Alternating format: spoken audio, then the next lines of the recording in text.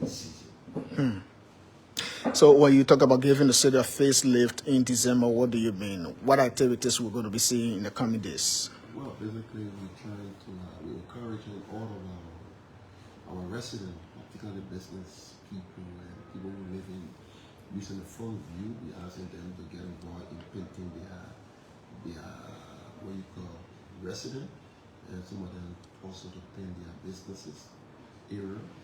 So the community service are beginning the sensitization, and we're also trying to create an opportunity for some of our students who normally we can do it since our people, you know, we create what you call vacation job for young people to help them get involved into sanitation to give the city a facelift. So I think those are activities we're currently ongoing. Okay, I understand you signed the pledge, corruption stuff on today. Was it today that you signed that with the LSCC? I mean the accountability group? Yeah, or Center. Yeah, Center for Accountability and Transparency.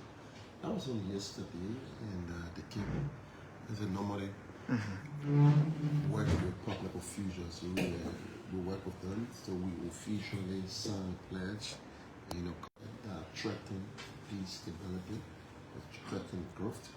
And so we thought it was appropriate yesterday to join our voice to the many voices which continue to echo as we can take into consideration. Our President, His Excellency Dr. George Malaria, he's been very keen about the fight on corruption. And that's why you see him making some strides. We were able to be through the agency scorecard just recently, like we were being captured, right, doing pretty well in terms of our own measures in fighting corruption. Okay, let's go back to the party issue now. One of the main reasons for which I'm here. There is this information filtering in that you, the newly elected Secretary General, number one, mellowed into the women, convention at the party headquarters. Some of the women we've spoken with told us that as a result of that, some of them were beaten and brutalized on the day of the convention. How do you respond to these allegations coming? Were you at the convention? Of course, I was at the party headquarters. So those are startling revelations. I'm not aware of that, so I'll be very much interested into that. No partisan deserves the right to be harmed. No partisan have the authority to inflict what are bodily or mentally harm or any of the partisan. And the fact that we're privileged to serve as a Secretary General, I would like to work along with you so that those people can be identified. And we can launch a speedy investigation and to ensure that if such thing actually occur, and so those individuals can be brought to book. I don't think the party is not interested in that. And I think the report we received from the just ended convention, but the chairperson of the convention, he didn't include that. Neither did he ever mention that. But you as a journalist, I'm interested in your information you share with me. We would like to see those individuals who you claim that got brutalized, so that we can launch an investigation and we'll be able to bring justice to some of those partisans of ours. I was asking whether you were present at the convention to know as to whether you stay until the end of the convention. Basically, at the party headquarters, as a Secretary General, it's a daily life. I leave from here and get at the party headquarters. I get at the party headquarters. So I remember all the days of the convention, I was around because we have to ensure that we provide leadership. So, why always these accusations are,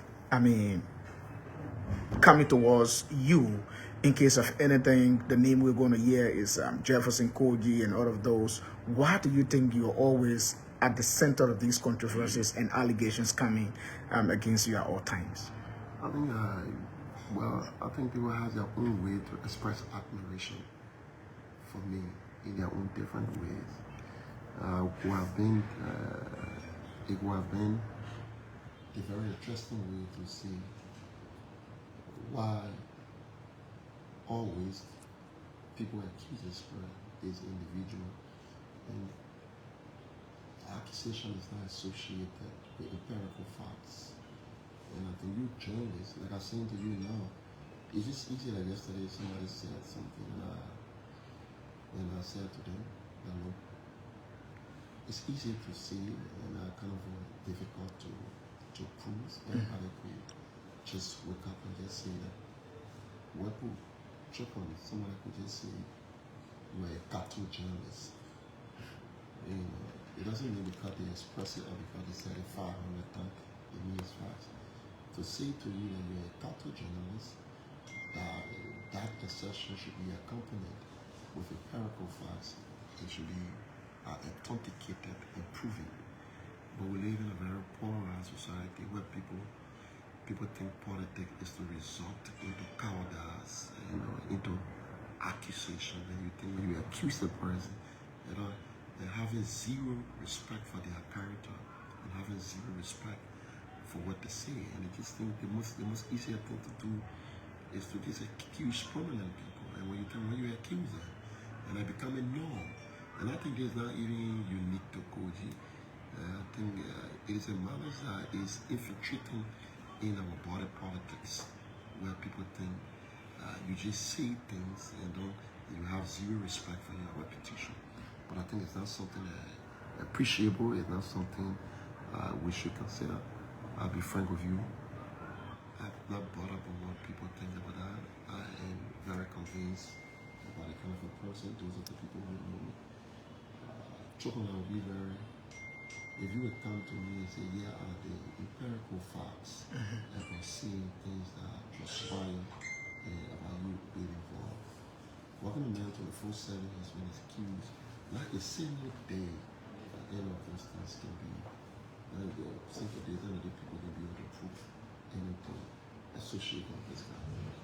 Are you willing to work with the party's leadership to launch, a swift investigation if some semblance of, reports come to your office about what happened at the party's headquarters? I'll be very glad, and I'll be extremely glad that those people that are affected, firstly, if it's true, we want to openly extend our apologies to them as leaders of the party. We want to also condemn the CDC has struggled over ensuring that things are happening in other political parties cannot be exemplified into the CDC. When people go to express their opinion, when people go to conduct a democratic process, it results into chaos and violence.